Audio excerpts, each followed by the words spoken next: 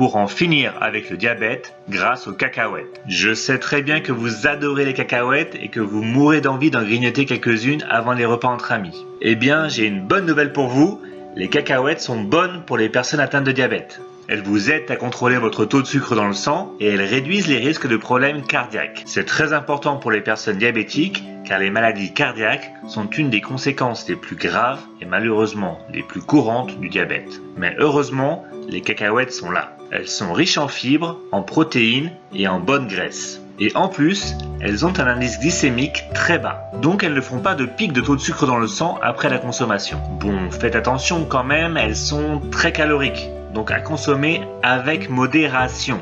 C'est bien de les consommer un peu avant les repas, en apéritif, car elles réduisent l'appétit en donnant un sentiment de satiété. Et je sais qu'elles sont délicieuses grillées et salées, mais soyons un peu sérieux, elles sont très bonnes aussi au naturel dans leur gousse, et bien évidemment, c'est comme cela qu'il faut les consommer car elles sont bien meilleures pour la santé.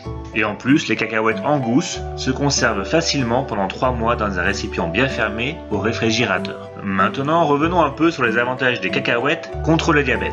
Premièrement, elles sont riches en fibres, donc elles favorisent la digestion des sucres par l'intestin et cela aide à contrôler le taux de sucre dans le sang. D'ailleurs, vous ne le savez peut-être pas, mais les cacahuètes ne sont pas de la même famille que les noix et les noisettes. En effet, les noix poussent à l'air libre et ont la coque dure pour protéger leurs graines, alors que les cacahuètes poussent sous terre et ont une coque assez molle.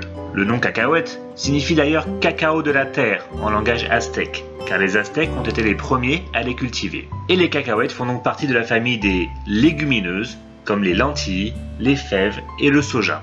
Et comme les autres légumineuses, elles sont très riches en protéines. Les cacahuètes sont également riches en bonne graisse. Les matières grasses, ou les lipides, sont une partie importante de notre alimentation, puisqu'elles contribuent à de nombreux aspects essentiels à notre survie. Elles participent à la synthèse des hormones, à la fertilité, à la régulation de la température du corps, elles permettent l'absorption des vitamines et elles procurent un sentiment de satiété. Mais attention, il y a de mauvaises graisses, comme les graisses des viandes et des produits industriels, encore pire, qui font monter le cholestérol, alors que les bonnes graisses, comme celles des cacahuètes, ne font pas monter le cholestérol, ce qui est très important car les maladies cardiaques sont souvent un risque majeur quand on souffre de diabète. Les cacahuètes contiennent également des vitamines B, C, E et elles sont riches en potassium.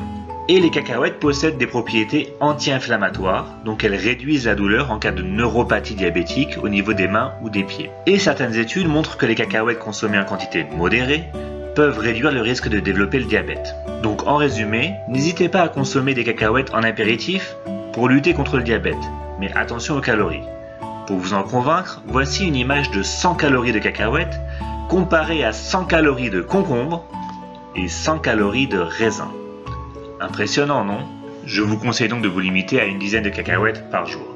Voilà, j'espère que vous avez aimé cette vidéo et si c'est le cas, n'hésitez pas à mettre un petit like sous la vidéo et n'oubliez pas de vous abonner à la chaîne pour plus de vidéos sur le diabète. À bientôt!